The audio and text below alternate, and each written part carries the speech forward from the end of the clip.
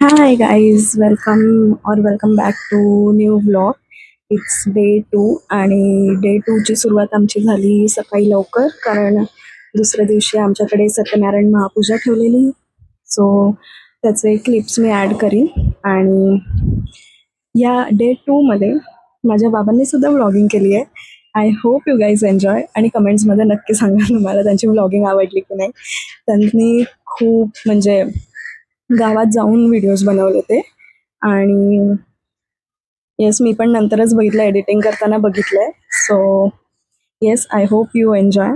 आणि जी होळीची तयारी होती म्हणजे घरातली तर आम्ही तर केलीच, प्लस जे काका माझे तिथे राहतात आता, अरुण काका आणि काकू, त्यांनी पण खूप केलं. त्यांच्यासोबत गावातल्यांनी पण इतकी तयारी केली म्हणजे आम्ही फक्त मुंबईवरनं गेलो आणि मदतीचा हात लावलाय. पण गावातल्यांची जी मेहनत आहे, गावातल्यांची जी त्यांनी तयारी केलेली होळीसाठी, दॅट वॉज अमेझिंग.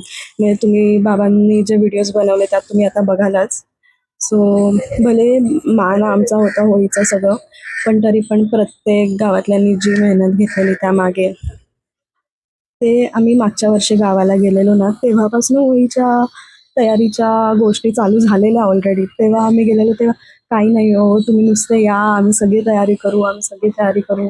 म्हणजे हे सगळं फक्त कोकणातच बघायला मिळतं तुम्हाला. नंतर मग पूजा झाली आणि मग पूजा झाल्यानंतर मग जेवण करून मग आम्ही थोडं आराम केला आणि मग संध्याकाळी सगळे गावातल्यांना बोलवलेलं, आमंत्रण केलेलं पूजेसाठी.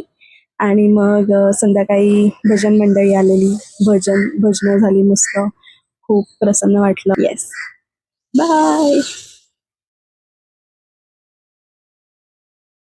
हाय, welcome. It's day 2.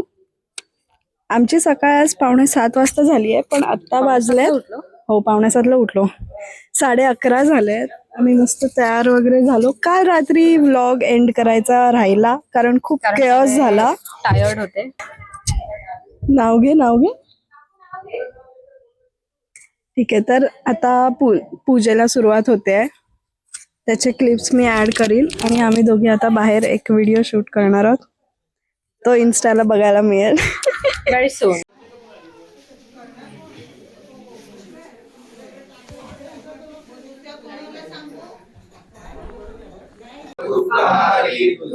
Shambho कोणतारी Morya Morya विहारताने तुझी सेवा करू काय जाणे अन्याय माझे कोट्यान कोटी मोरेश्वरा बाल कोटी. अय्यो हसतो हसतो ब्रांच हसतो. काय सेम पोज देऊया आपण, सेम पोज असं का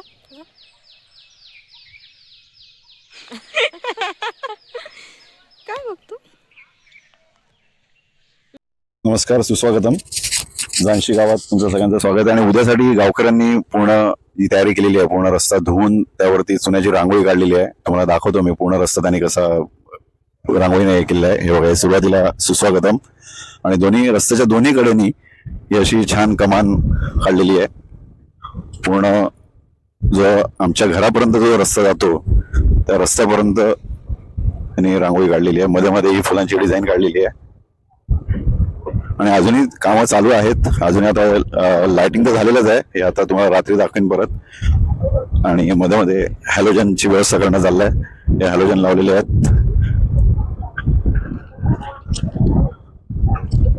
हा वरती गावात रस्ता होतो त्या चौकाच्या पर्यंत इथे पण त्यांनी केलेली आहे.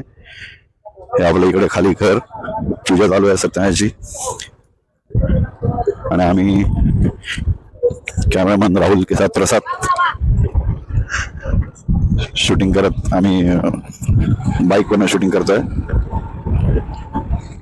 हे इकडे झाडावरती हॅलोजन मारण्याचं काम चालू आहे कारण तो जो मेन सोहळा आहे तो रात्रीचा आहे. रात्री 10-11 नंतर मेन सगळी 12 गावची माणसं, जवळ 500 ते 700 माणसं आपल्या घरी येणार आहेत, दारात येणार आहेत. त्यासाठी दिवसा असतं तर एवढी हॅलोजन किंवा लाईटची व्यवस्था करायला लागली नसती, पण रात्रीचाच कार्यक्रम, रात्रीचा सोहळा असल्यामुळे जास्त डेकोरेशन लाइटिंगचं आणि ह्याचं करावं लागतंय. त्यामुळे पूर्ण गाव झगमगाट झालेलं आहे. आणि आजचा हा लास्टचा दिवस आहे. उद्या रात्रीला हा सगळा उत्सव कार्यक्रम आणि सोहळा असणार आहे.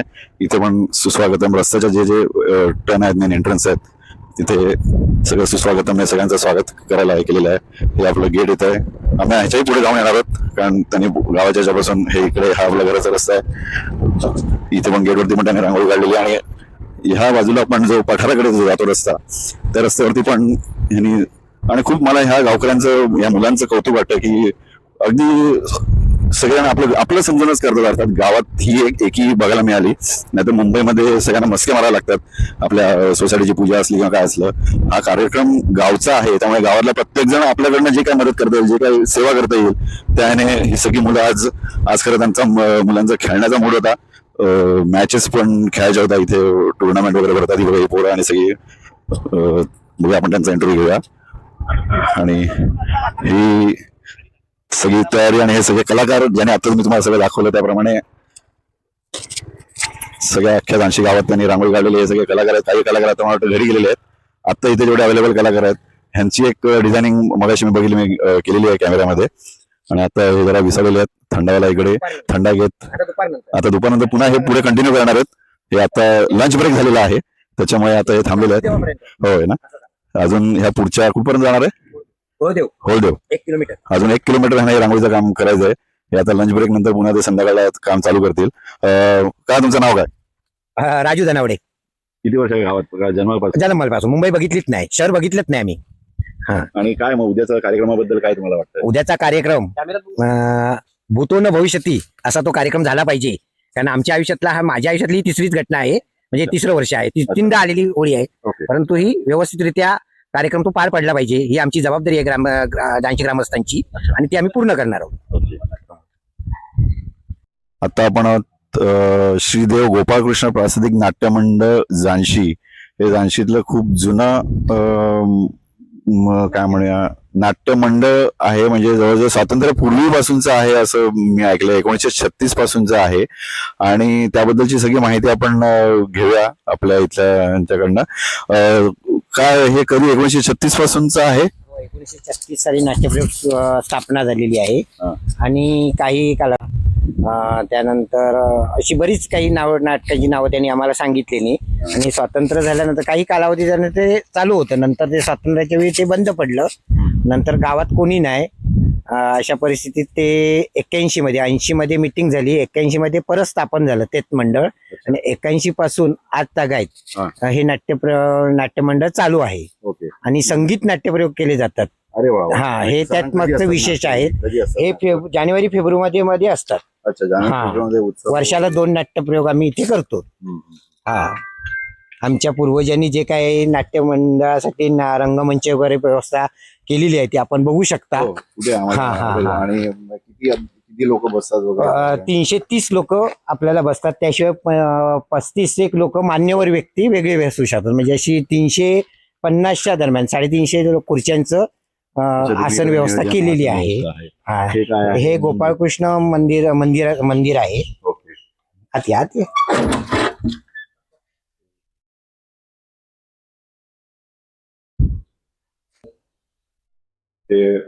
गोपाळकृष्ण, पण भगवान विष्णूंची मूर्ती आहे.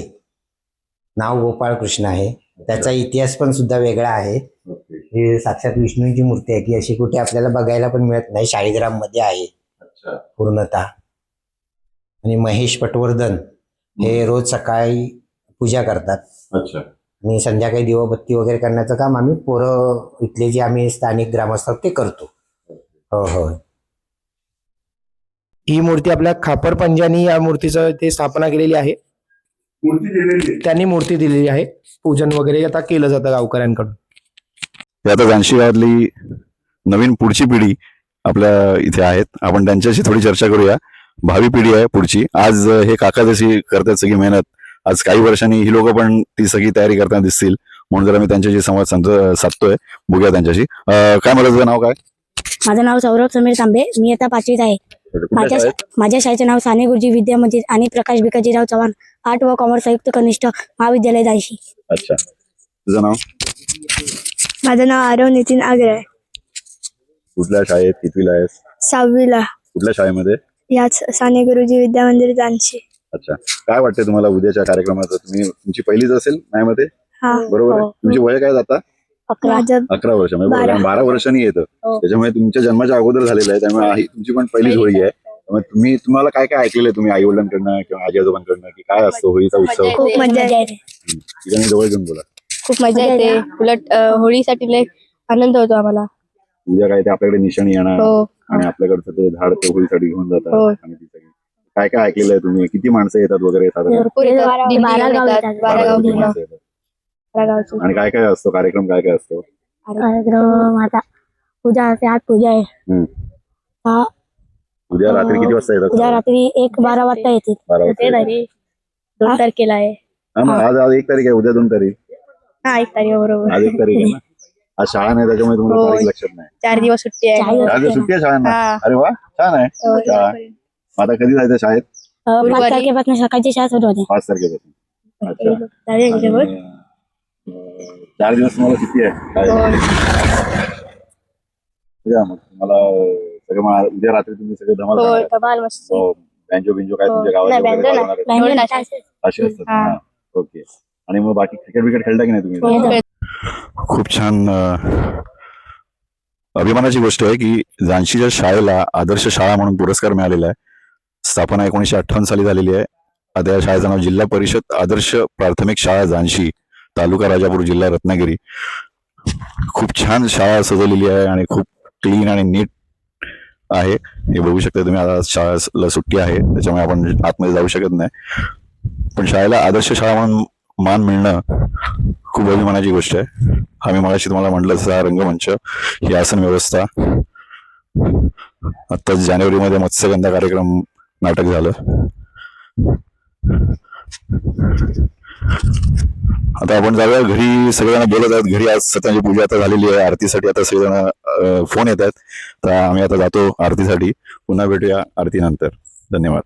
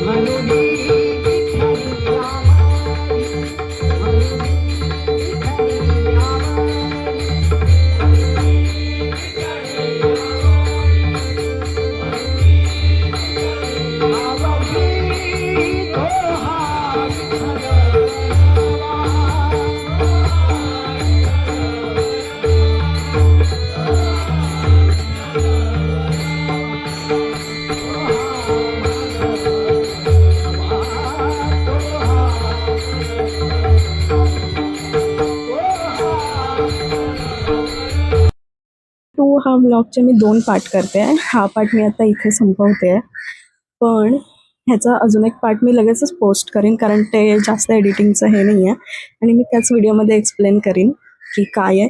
पण don't miss that video. Yes, bye.